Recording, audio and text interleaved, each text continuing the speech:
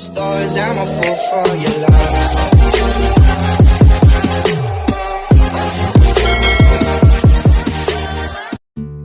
Good day mga ka-sports natin dyan. Simula pa lang ng bardagula ng Signal HD Spikers versus Choco Mucho Flying Titans, kung saan medyo nangangapa pa nga ang kanilang import dahil ang Choco Mucho ay medyo bahagyang natatambakan nga ng Signal HD Spikers. Mukhang nagulat talaga ang Choco Mucho sa lakas ngayon ng Signal na hindi nga nila inaasahan.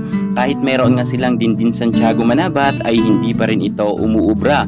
Si Boss D na po nga ngayon ang isinalang ni Coach Dante Alinsunurin sa first 6 lineup, samantalang wala nga rin ngayon ang mga star player ng Choco Mucho, kung kaya medyo nararamdaman talaga nila na nahihirapan nga sila. Matapos nga ang first technical timeout ay nakalamang nga ng 5 puntos ang Signal kontra nga sa Choco Mucho. Grabe, malaking kawalan talaga si Rondina at itong si Cherry Nunag. Lumaban naman ang Choco Mucho kontra sa Signal, ngunit mukha talagang inaalat ngayon, maging si Manabat ay hindi masyado nakaporma nga pagdating sa Signal HD Spikers. Mukha talagang tama ang sinasabi ng ibang netizen na kapag wala na si Rondina ay sa kangkungan na daw di umano pupulutin ang Choco Mucho. Mukhang nangyayari na nga to dahil ramdam na talaga ng mga fans ng Choco Mucho na malaking kawalan nga itong si Rondina. Matapos nga sa set 1 ay natambakan talaga sila ng score at kitang-kita nga natin na 15 pa lamang ang score ng Choco Mucho, samantalang ang Signal HD Spiker ay 22 na.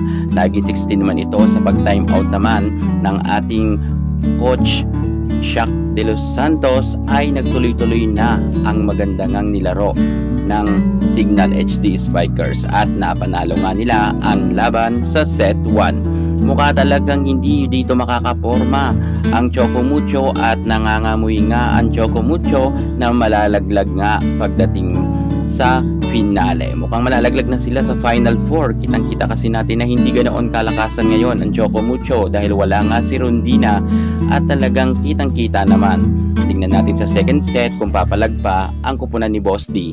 Ngunit napakarami na talaga ngayon nagsisilabasan nga ng mga bashers ng Choco Mucho at sinasabi nga na hanggang 3 set lang daw ito at mukha daw wala nang laban talaga ang Choco Mucho pagdating nga sa Signal HD Spikers. Umaasa naman ang mga fans ni Boss D na papalag pa ang Choco Mucho at makakabawi nga sila sa laban na ito. Ngunit sa set 1 pa lamang natambakan nga ang Titans.